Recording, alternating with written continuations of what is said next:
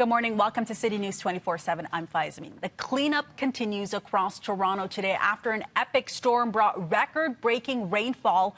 And not even the sixth god himself was exempt from the mess. Caryn Ceolin joins us now from one of the hardest hit areas. Caryn, how's it looking this morning? Well, Faiza, when the skies opened up yesterday, Toronto got drenched with a month's worth of rain in just a few hours. It's the kind of storm you get once every 100 years. And I want to show you the aftermath because I'm at Riverdale Park in downtown Toronto, and this is a look at the field. The field is now a makeshift murky lake. There's three baseball diamonds here. At least two of them are completely underwater this morning. Out in the distance there is about a half submerged picnic table just floating in the middle of this makeshift lake, just to give you an idea of how high the water actually is. This deluge, Faiza, really turned Toronto into almost biblical scenes. At the height of this storm, about a dozen drivers found themselves stranded on the DVP, which is just adjacent to this park, for hours when the nearby Don River began to overflow. And what I can tell you is that at one point the river and the highway were indistinguishable. It wiped out lanes of traffic. It submerged vehicles, leaving drivers in need of rescue as their engines stalled in those very high waters. Crews frantically worked through the night to resolve these transit outages and to help scrape away the thick mud that had coated all the lanes of the roadways, all the lanes of the DVP, as well as roadways across the city during the flooding. The city's transit system was also not immune.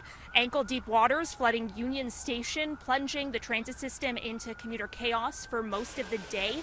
This extreme rain is, of course, reminiscent of the historic 2013 floods, which also saw a month's worth of rain fall in just a few hours, leaving some Torontonians who I spoke to earlier today wondering if our infrastructure can handle yet another downpour. Here's what they had to say. Just the volume of water that was just covering the entire highway was really shocking to see. To see the cars and think about the panic that they must have gone through when they were trying to figure out how to get out of their cars and everything. The amount of work has increased due to all the leaks, right? Big amounts of water, and so we're a little bit grateful about that, especially how construction's been a little bit slow. Now, they are from a roofing company. They tell me they've been fielding many calls this morning about leaks in homes across the city. If you are one of those people who are combing through your insurance policy today, you are not alone. Even Drake was not immune to this flooding. If we can bring up the video that he posted on Instagram, this is a look of what appears to be sewage waters flooding his Bridle Path mansion. The cameraman there in ankle-deep water. Drake posted this video on Instagram with the caption, "This better be espresso martini."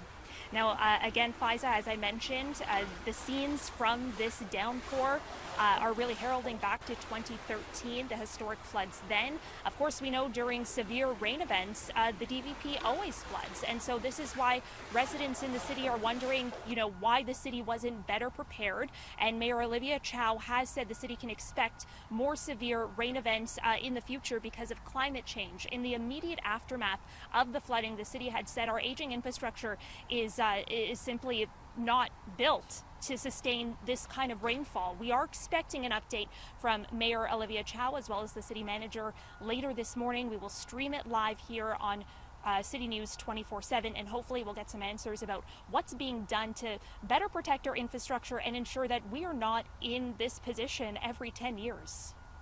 Storm really bringing up many questions, among them, did it have to get that bad? Caryn Ceolin, thank you so much for that.